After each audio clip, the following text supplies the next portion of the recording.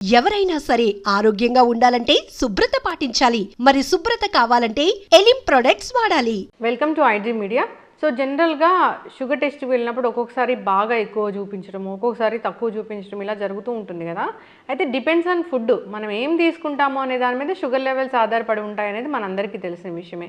అయితే sugar levels బాడీలో పెరగకుండా ఉండాలంటే మనం ఫుడ్ని అంటే రైస్, పప్పు, చారు, పెరుగు ఇలా తీసుకున్నప్పుడు ఎట్లా తీసుకుంటే కనుక బాడీలో షుగర్ లెవెల్స్ అనేవి పెరగకుండా ఉంటాయి, సీక్వెన్స్ ఆఫ్ ఫుడ్ అనేది ఎలా ఉండాలి వివరాలు తెలుసుకుందాం. మనతో పాటు ఉన్నారు ప్రముఖ న్యాచురోపతి వైద్యులు డాక్టర్ జ్యోత్స్న పులిపాటి గారు.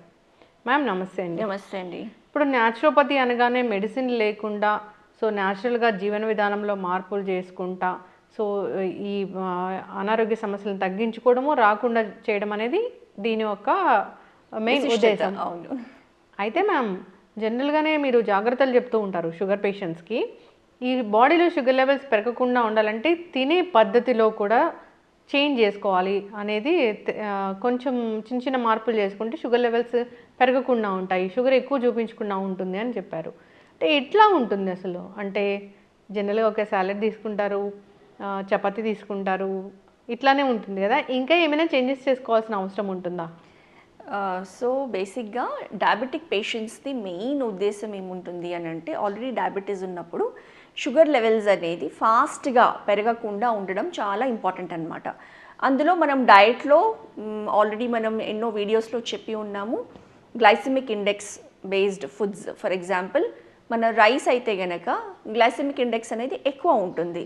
అదే మనం రైస్ బదులు మిల్లెట్స్ తీసుకున్నాము అని అంటే గ్లైసెమిక్ ఇండెక్స్ అనేది తక్కువ ఉంటుంది. దాని అర్థం ఏంటి అని అంటే, ఆ ఫుడ్ తీసుకున్నప్పుడు ఎంత ఫాస్ట్గా బ్లడ్లోకి షుగర్ లెవెల్స్ అనేది అబ్జార్బ్ అయ్యి దాని లెవెల్స్ అనేది పెంచుతాయి అన్నది. ఎప్పుడైతే ఎక్కువ లెవెల్స్ పెంచుతుందో, లైక్ ఫుడ్ వెళ్ళిన తర్వాత మన బ్లడ్ గ్లూకోజ్ లెవెల్స్ ఎంత ఫాస్ట్గా పెరుగుతుందో అంతే మనకి బాడీకి హామ్ అనేది జరుగుతుంది. కాబట్టి అండ్ టైం తీసుకుంటుంది అది మళ్ళీ డిక్రీజ్ అవ్వడం కోసం. అండ్ ఎందుకనంటే ఇన్సులిన్ రెసిస్టెన్స్ అనేది ఆటోమేటిక్గా డయాబెటిక్స్లో ఉంటుంది. కాబట్టి ఈ ప్రాసెస్ అనేది ఎవ్రీ మీల్తో కూడుకొని ఉంటుంది. కాబట్టి వీలైనంత వరకు ఫుడ్స్ ఏవైతే ఎక్కువ స్పైక్ ఆఫ్ బ్లడ్ షుగర్స్ కాకుండా చూసుకోవడం అనేది ముఖ్య ఉద్దేశం అన్నమాట. సో అలాంటి దాంట్లో మనం సేమ్ ఫుడ్ మన ప్లేట్లో పెట్టుకున్న సేమ్ ఫుడ్ని ఒక సీక్వెన్స్ మారిస్తేనే మనకి బ్లడ్ షుగర్ స్పైక్ అవ్వకుండా హెల్ప్ చేసే సీక్వెన్స్ అనేది చాలా ఇంపార్టెంట్.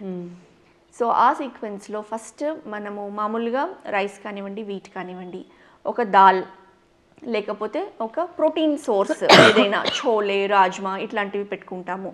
అండ్ మనము ఒక కర్రీ, వెజిటబుల్ కర్రీ అనేది పెట్టుకుంటాం ఖచ్చితంగా. అండ్ ఆరోగ్యానికి చాలా మంచిది, ఫైబర్ ఉండడం కాబట్టి సలాడ్స్ అనేది ఇంక్లూడ్ చేసుకుంటాం. కీరానో, క్యారెటో, బీట్రూటో, టొమాటోస్ ఇట్లాంటివి అనమాట. So sequence of food intake అనేది మనం జస్ట్ అదే ఫుడ్ని ప్రాపర్ సీక్వెన్స్లో తీసుకుంటే కనుక బ్లడ్ షుగర్ లెవెల్స్ అనేది ఫాస్ట్గా పెరగకుండా ఉంటాయి. సో ఏంటి ఆ సీక్వెన్స్ అని అంటే, ఫస్ట్ ఆల్వేస్ సాలడ్ అనేది తీసుకోవాలి. సో సాలడ్ తీసుకున్నప్పుడు మనకి ఫైబర్ ఇంటేక్ వెళ్ళిన తర్వాత ఆటోమేటిక్గా దాని తర్వాత తీసుకున్న ఏ ఫుడ్ అయినా కానివ్వండి very slowly it will get absorbed and స్లోగా దాని ఎనర్జీ కన్వర్షన్ అనేది ఉంటుంది. అండ్ స్లోగా బ్లడ్ షుగర్ లెవెల్స్ అనేది ఫాస్ట్గా లేకుండా స్లోగానే అబ్జార్బ్ అవుతుంది అనమాట. సో ఫస్ట్ ఆల్వేస్ సాలడ్ తీసుకొని దాని తర్వాత ప్రోటీన్.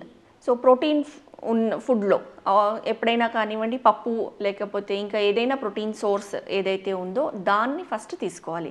సో ఆల్వేస్ రా ఫుడ్, ప్రోటీన్, తర్వాతనే ఇంకా మిగతా కార్బోహైడ్రేట్స్ ఏదైతే ఉంటుందో అది ఎండ్కి తీసుకోవాలన్నమాట. సో చపాతీ తింటున్నాము లేదా రైస్ తింటున్నాము, సో మనం కలుపుకోవచ్చు పప్పు, అన్నము, బట్ అది నెక్స్ట్ తీసుకోవాలి. ఫస్ట్ ఆల్వేస్ డయాబెటిక్స్ అనేది ఒక ప్లేట్లో కనీసము ఒక గుడ్ క్వాంటిటీ ఆఫ్ సాలడ్స్ కానివ్వండి, స్ప్రౌట్స్ కానివ్వండి తీసుకుంటే కనుక దాని తర్వాత ఈవెన్ మన స్టార్చీ రైస్ తీసుకున్నా కానివ్వండి మన షుగర్ లెవెల్స్ అనేది ఫాస్ట్గా పెరగకుండా ఉంటుందన్నమాట. ఓకే, అది చాలా ఇంపార్టెంట్.